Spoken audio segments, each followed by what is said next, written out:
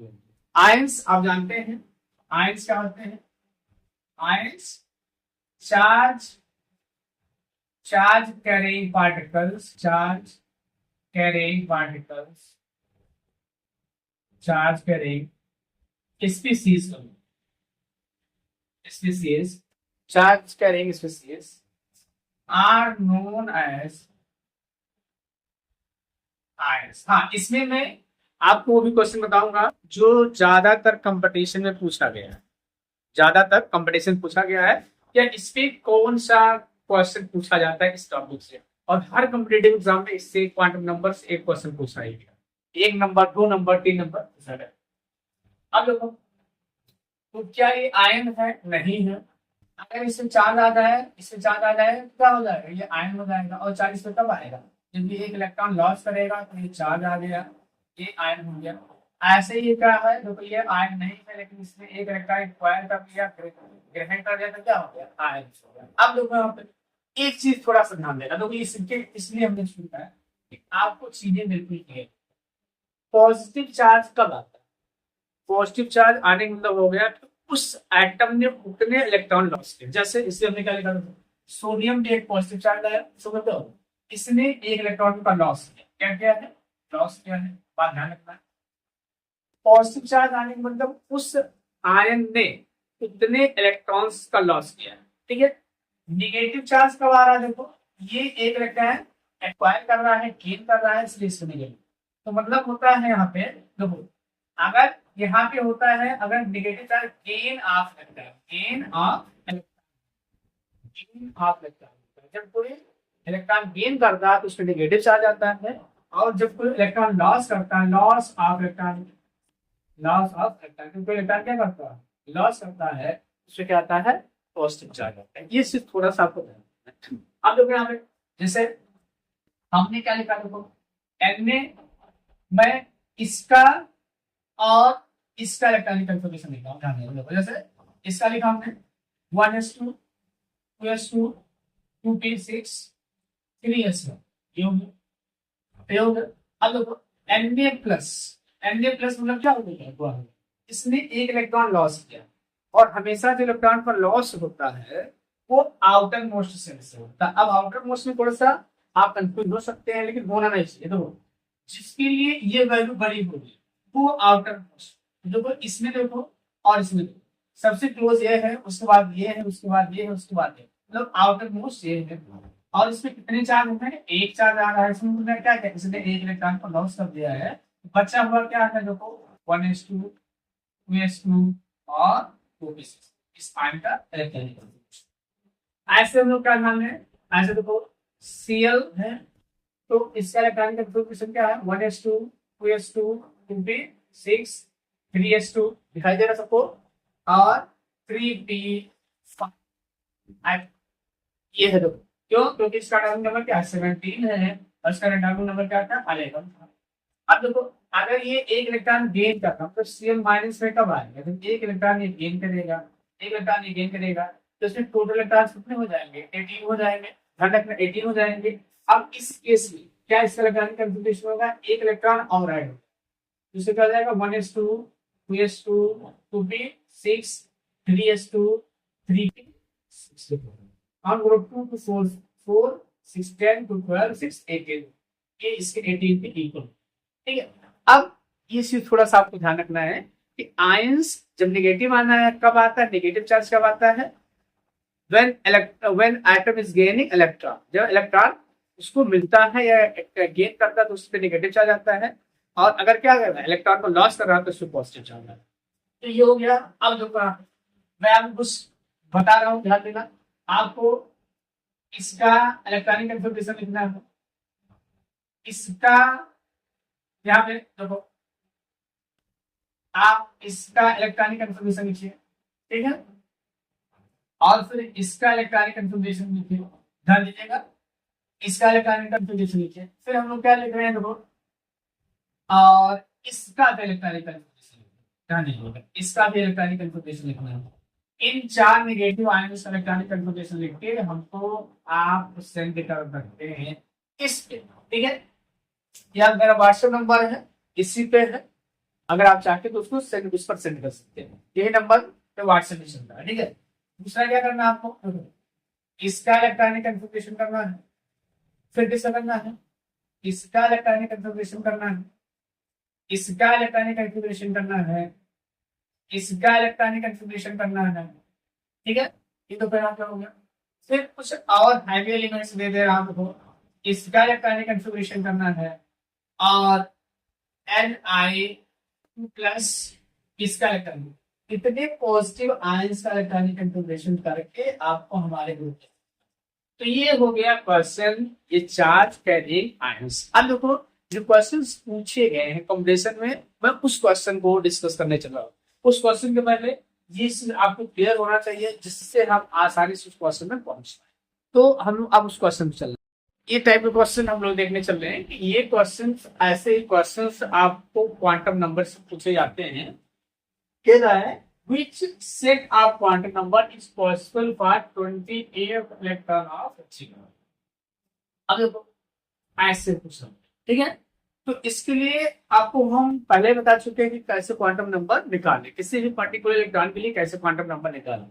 तो इतने सारे ऑप्शन हैं, आप ऑप्शन से जाओगे तो आप ओरली लर्न नहीं कर पाओगे, कंफ्यूजन बना रहेगा। इसलिए इसको डायरेक्ट सॉल्व करो। देखो जैसे हमने क्या किया, देखो जिंक है, जिंक 28 इलेक्ट्रॉन, तो जिंक है बेटा यहाँ पे इनका 1s2 2s2 2p6 3s2 3p6, यहाँ लिखो आपको दिखाई दे 4s2 3d10, ये हो गया। अब देखिए इसके लिए हमें क्या देखना है, 20f इलेक्ट्रॉन। पहले हमको फाइंड करना है कि 20f इलेक्ट्रॉन होगा किसमें। देखो यहाँ पे क्या हो जाता है 20 2 4 10 12 18 20, मतलब 21 से लेकर, ध्यान देना 21 से लेकर 30 तक यहाँ पे। इसके मतलब क्या होगा, इसीलिए कहीं बीच में 20f इलेक्ट्रॉन। बात समझ में आई होगी, ठीक। चलो इतना समझ गए आप लोग, है समझदार, इतना समझ गए, ठीक है। अब हम लोग कैसे फाइंड करें, तो इसमें क्या करें, 28 लगा इसी में है। हमने कई बार बताया ये जो वैल्यू होती है, ये ऑर्बिटल से जो पहले लिखा होता है वो एल की वैल्यू शो करती है। एल की वैल्यू क्या हो गई, 3 हो गए, चलो दे गए। ये वैल्यू क्या शो करती है, ये वैल्यू किसको शो करती है, ये एल के वैल्यू को शो करती है। तो एल अगर डी है तो एल की वैल्यू क्या आती है, 2 आती है। क्या देखो एल एल इक्वल क्या आ गई, 2 आ गई। ध्यान देना, ध्यान से इसको रखना है। हाँ यहाँ अगर आप कंफ्यूज हो रहे हैं, मैं बता दे रहा हूँ कि एल की वैल्यू अगर एस है, पी है, डी है और एफ है, तो एल की वैल्यू क्या होगी, एल की वैल्यू क्या होगी, अगर एस है तो 0, पी है तो 1, डी है तो 2 और एफ है तो 3। सॉरी ये 3 होगा। तो ऐसा आपको फाइंड कर लेना। तो देखो यहाँ पे इसमें डी है तो क्या हो गया, आप देखो यहाँ पे, यहाँ से हमें एम की वैल्यू निकालनी है। तो हमने कई बार आपको बता के रखा है कि इसके लिए हम इसकी कितने वैल्यू पॉसिबल है उसको पहले निकालते हैं, और फिर किसमें इलेक्ट्रॉन फिल हो रहा है उसको निकालें। कैसे निकालते हैं देखो, जैसे हमने क्या कहा, एल है, एल की वैल्यू -2 -1 0 +1 है +2 हो गया। कितनी वैल्यूज बने, 5 वैल्यूज। 5 वैल्यू मतलब 5 आर्बिटल्स हो गए। ध्यान है, जितने वैल्यू उतने ही आर्बिटल कोर्स हो गए, ठीक है। ये हो गया। अब हम क्या कर रहे हैं, ध्यान दीजिए, यहाँ ध्यान देने की विशेष आवश्यकता। देखो यहाँ तक 20 हो गया है और हमें इसके बारे में ज्ञात करना है 20 तक। तो 21 22 23 24 25 26 27 28। अब ध्यान दो यहाँ पे, ये 28 इलेक्ट्रॉन जिनका, तो इसके ऊपर क्या वैल्यू लिखी है, देखो इसके वैल्यू ऊपर क्या लिखी है, m = 0 हो गया, m = 0 हो गया। अब यहाँ और ध्यान देने की आवश्यकता है। देखो यहाँ हम भरते जाए कोई मतलब नहीं, लेकिन इस ऑर्बिटल की अगर बात की जाए तो ये इसका फर्स्ट ऑर्बिटल, फर्स्ट इलेक्ट्रॉन है या सेकंड इलेक्ट्रॉन। एसएस के लिए फर्स्ट इलेक्ट्रॉन है और सेकंड इलेक्ट्रॉन। आपको बताया गया है कि किसी भी ऑर्बिटल में मैक्सिमम 2 इलेक्ट्रॉन हो सकते हैं, किसी भी ऑर्बिटल में मैक्सिमम 2 इलेक्ट्रॉन हो सकते हैं। अब तो यहाँ पे मैक्सिमम 2 इलेक्ट्रॉन की बात की जाए, ध्यान देंगे, मैक्सिमम 2 इलेक्ट्रॉन की बात की जाए, बिल्कुल सही आपने कहा। अब इसमें एक का रोटेशन क्या हो सकता है, क्लॉकवाइज, दूसरे का रोटेशन क्या हो सकता है, एंटी क्लॉकवाइज हो सकता है। तो अगर जिसका हेड ऊपर दिखाया जाता है उसको क्लॉकवाइज माना, उसके लिए +½ और जिसके लिए हेड डाउन करके दिखाया जाता है उसके लिए माइनस हाफ। तो देखो यहाँ पे इसमें ध्यान देना, तो ये इसके लिए क्या हो जाएगा प्लस हाफ हो गया, और इसका हेड क्या है डाउन है, तो इसके लिए क्या हो जाएगा माइनस हाफ, अर्थात क्या हो गया एल के एस की वैल्यू क्या हो जाएगी माइनस हाफ। तो इसमें कहीं मैच कर रहा है, तो एल इक्वल 3 हो गया, पहले से मैच करा लेते हैं। L equal sorry N equal 3 हो गया, तो एल इक्वल 3 हो गया बेटा। एन इक्वल क्या है 2 है, एल इक्वल 2 है। अब देखो एम इक्वल क्या यहाँ पे आया है, एम इक्वल यहाँ पे 0 आया है, और एस इक्वल क्या आया है माइनस, अर्थात हमारा यही ऑप्शन है, यही ऑप्शन है। ठीक है, तो ये चीज आपको विशेष ध्यान रखना है। इस तरह के वीडियो अगर आप देखना चाहते हो तो मैंने इससे बहुत सारे वीडियो बहुत सारे क्वेश्चन जैसे करा के रखा है, सॉल्व करके अपलोड किया है, तो उसको आप जाके वहां से देख सकते हैं। ठीक है, तो ये हो गया आपका फर्स्ट क्वेश्चन। जो सेकंड टाइप का क्वेश्चन बेटा पूछा जाता है ये है which orbital is not possible, कौन सा ऑर्बिटल भी पॉसिबल नहीं है। तो आप क्या देखते हो देखो यहाँ पे 2s 3d 2d और 4s, इसमें कौन सा ऑर्बिटल पॉसिबल नहीं है, क्या आप बता सकते हैं। चलो आपको नहीं मालूम है तो हम बता देते हैं। ठीक है, तो किसी भी ऑर्बिटल की जो पॉसिबिलिटी है, ठीक है, वो n और l के वैल्यू पर डिपेंड है, ध्यान रखना है n और l के वैल्यू पर डिपेंड है। और किसी भी ऑर्बिटल के लिए ध्यान देंगे, किसी भी ऑर्बिटल के लिए ध्यान देंगे n और l की वैल्यू बराबर नहीं हो सकती। ठीक है, ये चीज ध्यान दें, किसी भी ऑर्बिटल के लिए जो एग्जिस्टिंग ऑर्बिटल है उसके लिए बराबर नहीं हो सकती, या n से ज्यादा वैल्यू l की नहीं हो सकती। बेटा ध्यान देना, दो चीज ये ध्यान, ये अगर हो रहा है कहीं पे तो वो ऑर्बिटल एग्जिस्ट नहीं करेगा, ये आपका शॉर्ट ट्रिक है, जो भी रीजन है और लोग देते हैं, लेकिन मेरा जो मानना है यही है।